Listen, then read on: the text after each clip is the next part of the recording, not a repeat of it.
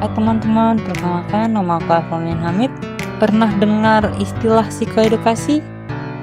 Mungkin kedengarnya ribet ya, padahal sederhananya psikoedukasi itu proses edukasi tentang kesehatan mental atau perilaku.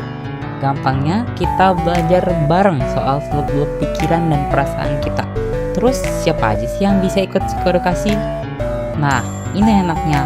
Psikoedukasi itu bisa buat individu, buat keluarga, atau bahkan buat kelompok yang pengen belajar bareng.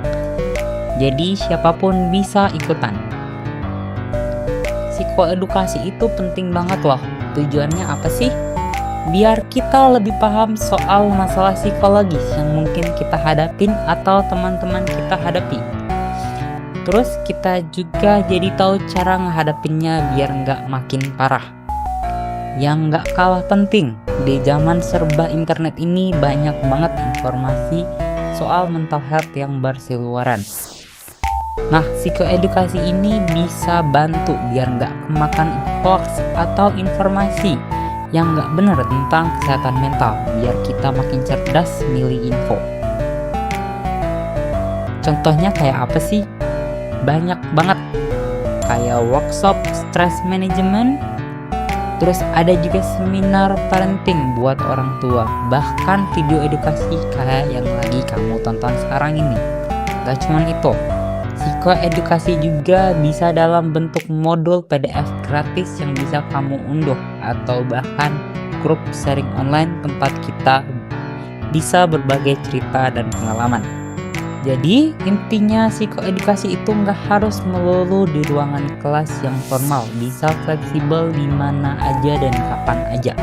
Yang penting materinya benar dan sesuai sama kode etik biar informasinya valid dan aman buat kita semua. Nah, sebelum kita lanjut ke pembahasan yang selanjutnya, aku mau bahas tentang sesuatu yang sering banget disalahpahamin sama orang-orang.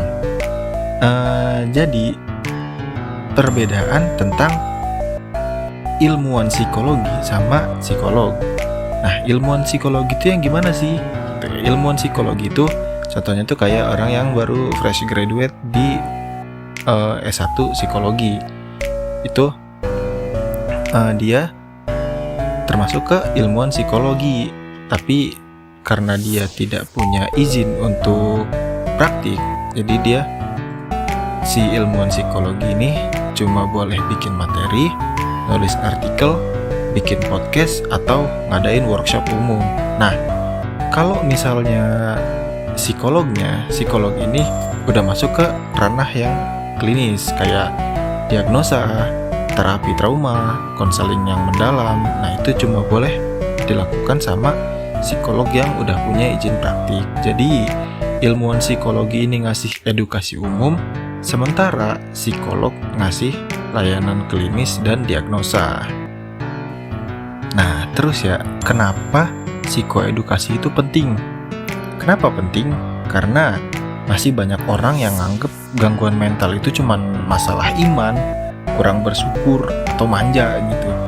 Contoh nih, ada anak SMA gitu, dia ngeluh tentang tugasnya yang PR-nya gitu kan, yang terlalu banyak gitu, sampai dia kesulitan buat manage waktu antara dia harus belajar, ngerjain tugas, sama waktu dia main gitu kan. Nah, ketika dia bilang gitu ke orang tuanya atau ke temennya, terus mereka bilang kayak, ya itu mah lunya aja lebay gitu, atau kayak kamu harus kuat-kuat, namanya juga gini gitu. Itu kan sebenarnya si stres yang didapat dari tekanan itu kan bisa menyebabkan masalah mental juga gitu. Nah, di situ ketika dia misalnya ikut sebuah seminar atau workshop tentang stress management gitu, yang dia tadinya penuh dengan keluhan tentang tugas-tugasnya, dia bisa jadi bisa lebih memanage stresnya gitu kan, dan tidak menyebabkan gangguan terhadap kehidupannya sehari-hari gitu kan. Jadi lebih sabar, lebih bisa menghadapi masalahnya dengan tenang gitu. Nah, yang terakhir ini kita punya tips biar gak jadi korban pelanggaran etik. Nah, zaman sekarang ini banyak banget orang yang ngaku-ngaku kayak coach healing atau psikolog online atau apalah itu, cuman modal follower.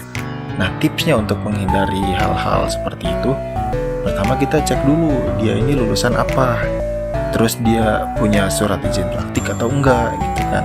Nah, lihat juga dia nih memberi diagnosa atau ngasih diagnosa itu atau cuma edukasi umum gitu.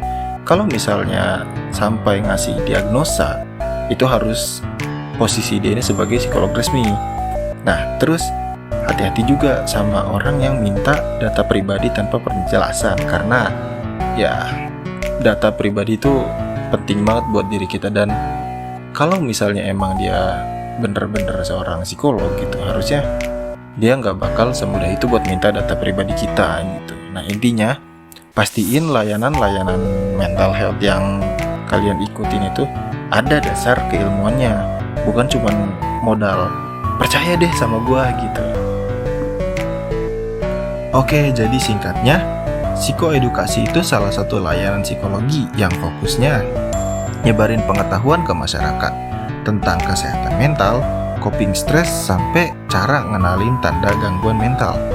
Ilmuwan psikologi boleh bikin seminar, workshop, sampai konten edukasi kayak gini. Tapi kalau udah nyentuh ranah diagnosa atau terapi langsung, itu cuma boleh dikerjain sama psikolog yang punya STR. Yang lebih pentingnya lagi, kita sebagai masyarakatnya harus lebih kritis. Jangan asal percaya sama self-claim psikolog atau praktisi mental health kalau nggak punya lisensi atau surat izin praktik yang resmi. Karena selain melanggar kode etik, itu juga bisa bahaya buat kliennya. Intinya, edukasi mental health itu hak semua orang, tapi penanganannya tetap ada batas dan etiknya. Semoga video ini bikin kalian semua lebih paham bedanya, lebih peduli sama kesehatan mental, dan lebih hati-hati milih tempat curhat profesional. Makasih udah nonton sampai akhir. Jangan lupa share ke teman, keluarga, atau siapapun yang butuh. Saya Ibnu Athaillah dan rekan saya Arfan pamit undur diri. Stay waras, stay curious, dan kalau capek, ya nggak apa-apa. Kita semua manusia kok. See ya.